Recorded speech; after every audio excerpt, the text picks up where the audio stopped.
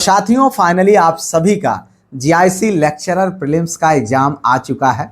कल के डेट में आपका एग्जाम है और आपने पूरी तैयारी कर ली है, लेकिन आप सभी के बहुत सारे इस बात को लेकर सवाल हैं कि सर घबराहट हो रही है, डर लग रहा है, जितना भी पढ़ा ऐसा लग रहा है सब भूल जा रहा है। उसके साथ साथ एग्जामिनेशन हॉल में क्या ऐसी गलतियां हैं जो आप कर सकते हैं, जिनसे आपको बचना चाहिए, कैसे या कितना क्वेश्चन आपको अटेम्प्ट करना चाहिए, क्या आपका एक सेफ स्कोर या टारगेट हो सकता है, अपने मन में क्या आप बना करके चले। साथ ही साथ बहुत सारे साथियों का ये सवाल आता है कि सर माइनस मार्किंग है, तुक्का कैसे लगाना है। इस वीडियो के माध्यम से इन सारी चीज़ों पर हम बहुत सहज तरीके से बात करेंगे। सबसे पहली चीज़ मेरे भाई, आपको इस एग्ज़ाम के लिए ढेर सारी शुभकामनाएं।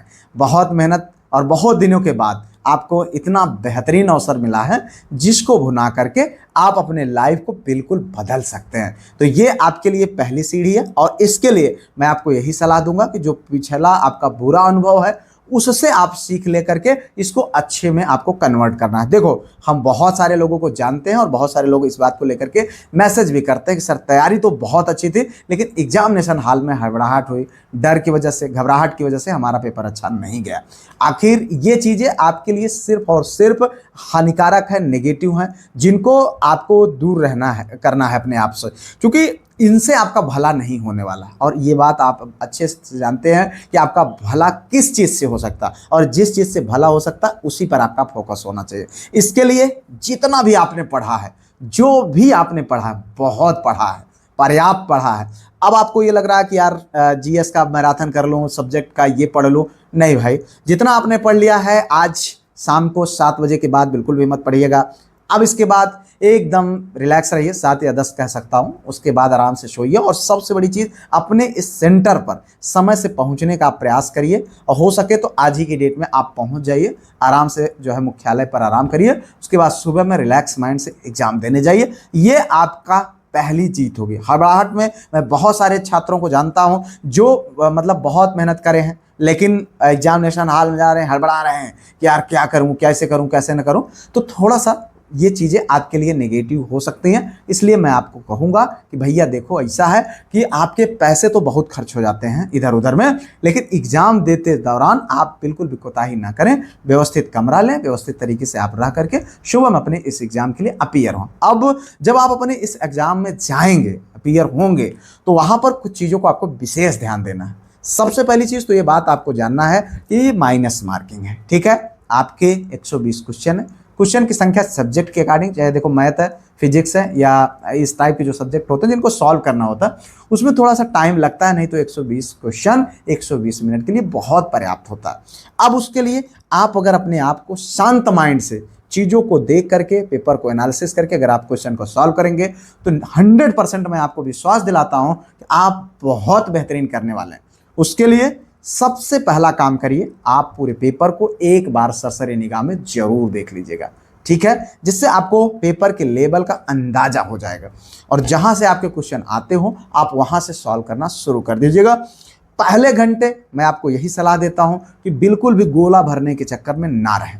पहले घंटे आपको सिर्फ और सिर्फ अपने मतलब बुकलेट पर आपको क्वेश्चन को सॉल्व करके उसको टिक लगा लेना है। 1 घंटे पूरा होते होते आपके जितने भी 10, 20, 50, 60, 70, 80 क्वेश्चन जितना भी आपने सही करा है, उसको आप गोला भर लीजिएगा, ठीक है। ये विशेष ध्यान दीजिएगा। ऐसा अक्सर मैं देखता हूं कि छात्र एक क्वेश्चन इधर सॉल्व कर रहे हैं, इधर गोला भर रहे हैं। यार जरा सोच करके देखो कि एक बार आप कंसंट्रेट होकर के उस क्वेश्चन को आपने सॉल्व किया, 5 सेकंड के लिए आप गोला भरने चले गए, आपका माइंड क्या होगा, आपका कंसंट्रेशन भंग होगा कि नहीं होगा।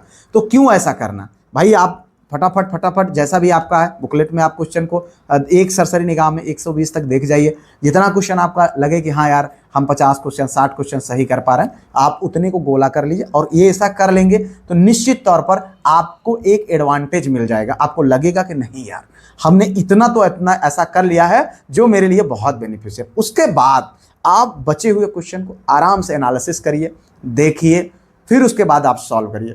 अब बहुत सारे साथियों का ये सवाल रहता है कि सर क्वेश्चन जो है अटेम्प्ट कितना करें। देखो यार, मैं तो ये कहूँगा 120 क्वेश्चन है।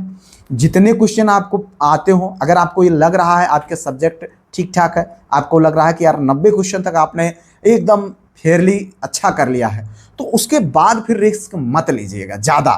10-15 क्वेश्चन आप थोड़ा बहुत रिस्क ले लीजिए, लेकिन बहुत ज़्यादा नहीं कि यार फिर एक तरफ से हमने सारा गोला भर दिया, वो फिर आपके लिए हानिकारक हो सकता है।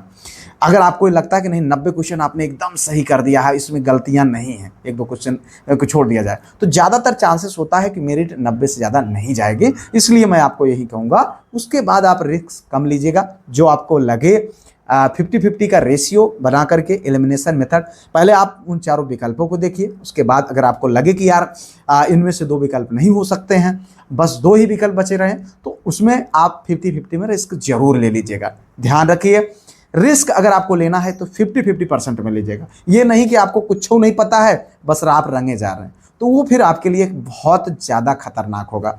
और ये क्वेश्चन की मैं बात करता हूँ, 80 से 90 क्वेश्चन मुझे जहाँ तक लगता है एक बेहतरीन स्कोर हो सकता है आपके एग्जाम पर के लिए जो है। क्योंकि अब आप भाई पेपर का लेवल क्या होगा ये तो भगवान जाने कैसा होगा, लेकिन जो पुराने जो पेपर्स हुए हैं, जो पुराना एक अनुभव है, उसके अकॉर्डिंग जीआईसी लेक्चरर के पेपर में आप इतना कर लेंगे, 10-15 गुना ये जो बुलाया जाएगा उसमें शामिल हो सकते हैं। लेकिन बहुत बड़ा रिस्क लेकर के कि यार नहीं कुछ भी पता नहीं है, बस गोला भर दिए है, तो ये फिर आपके लिए खतरनाक साबित हो जाएगा। ये चीज़ का आपको विशेष ध्यान देना है। और हाँ देखो, एक चीज़ जान लेना भाई, आपके एग्जाम में आपने जितना भी मेहनत किया इस दौरान, आपने बहुत सारे एग्जाम्स को दिया है। जैसे आपने अभी एलटी ग्रेड दिया, उसका कुछ साथियों ने मेंस भी दिया है, टीजीटी 2022 और पीजीटी 2022। ये आपका जो भी अनुभव रहा हो, आपका अगर अनुभव अच्छा रहा तो उसको सकारात्मक वे में लीजिएगा, लेकिन अगर अनुभव अच्छा नहीं रहा तो निश्चित तौर पर उसको साइड में कर दीजिएगा। चूँकि ये एग्ज़ाम आपके लिए बिल्कुल नया है, बिल्कुल अलग है, और जैसा आप इस एग्ज़ाम में करेंगे उसी तरीके से आपको इसका परिणाम मिलेगा।